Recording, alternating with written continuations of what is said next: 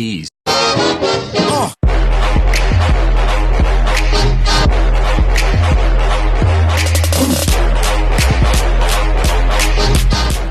right, we got some questions from some listeners that commented on your tweet there, Kadish.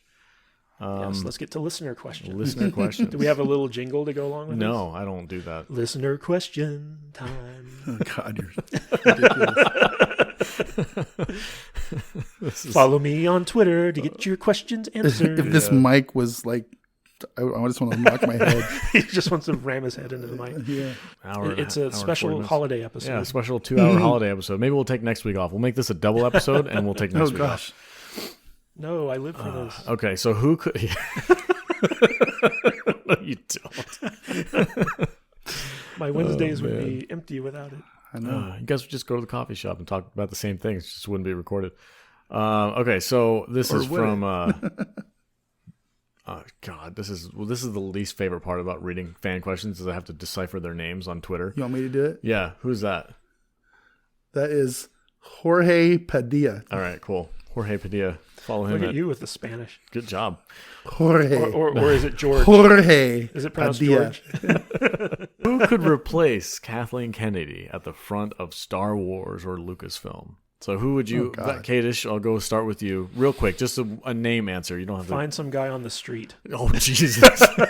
Anyone would be better. I think that they're kind of moving in the direction of either Kevin Feige or someone like Dave Filoni and Jon Favreau. I think it's obvious that they're kind of the heir apparent. Yeah. They're like, at least as far as the creative side. Yeah, they might actually just kind of separate the TV side of things and give that to Favreau, and then have Feige oversee the Star Wars stuff with Michelle Rejwan.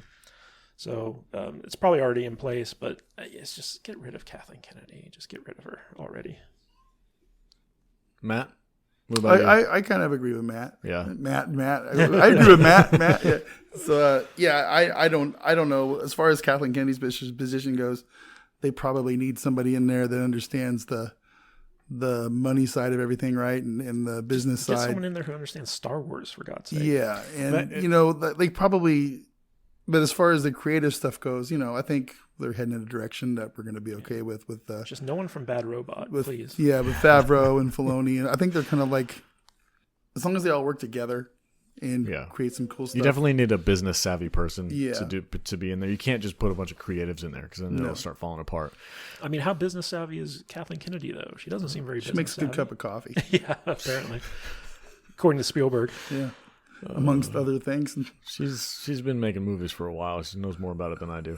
Well, there's a difference between knowing how to make movies and knowing how to run a studio. Yeah. Okay, the next question is from I think this is a recent follower of mine because I've seen him a lot, but not until like the last couple of weeks. Weirdonaut, the Weirdonaut at Weirdonaut on Twitter says, if an alien offered to take you off into the galaxy to meet new species and see new planets, but you probably would never be able to return to Earth, would you go? Nope. Fuck yeah, I would go. In a second. Get away from this place? Hell yeah. Earth is where I keep all my stuff. Yeah. Take it with so you. I get to take my wife with me? No. I don't know. I mean, I guess it's your adventure. It just she might be upset with me.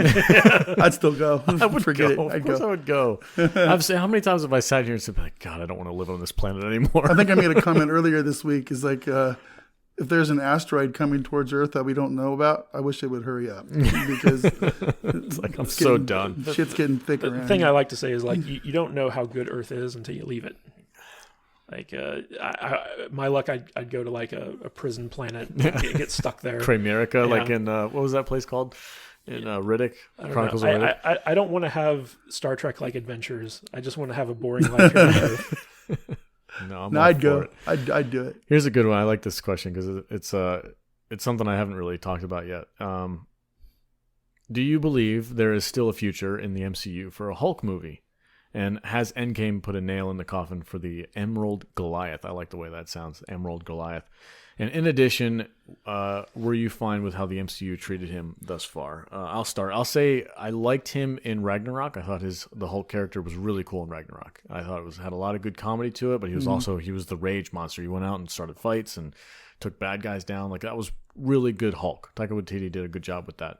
As far as Professor Hulk goes in Endgame, I was kind of like bummed out. I wanted to see him in a little bit more action.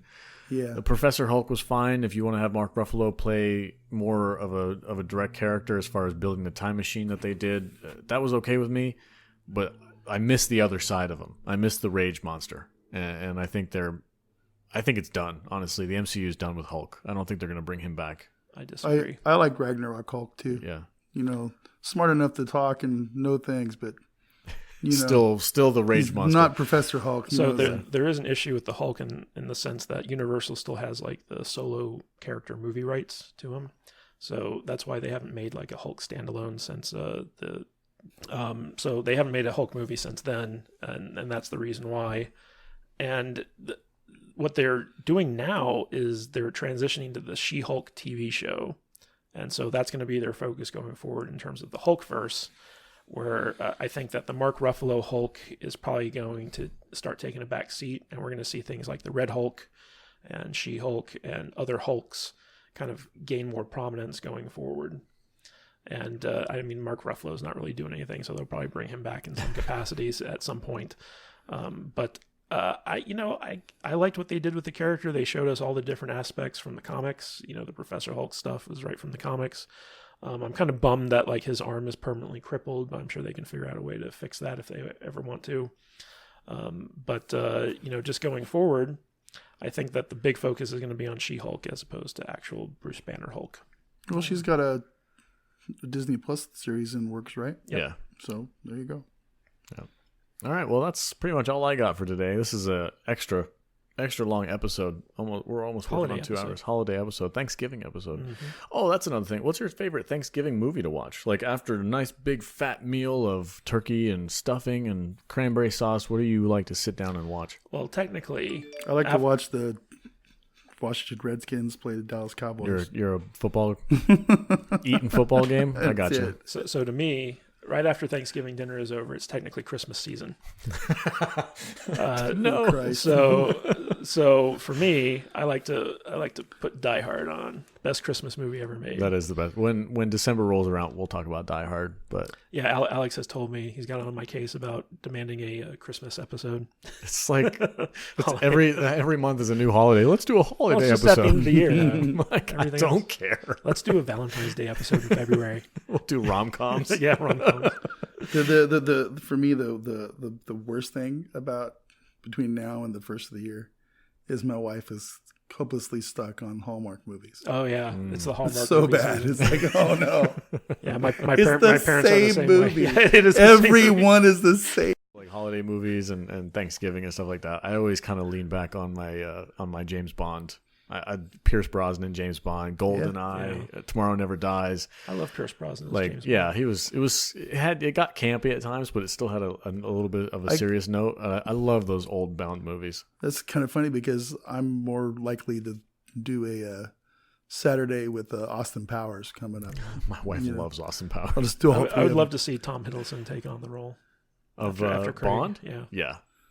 Tom Hiddleston would be great because I'm looking like we've got Craig is kind of like the brute force type Bond. He does suave, but not as much as like Pierce Brosnan or Sean Connery.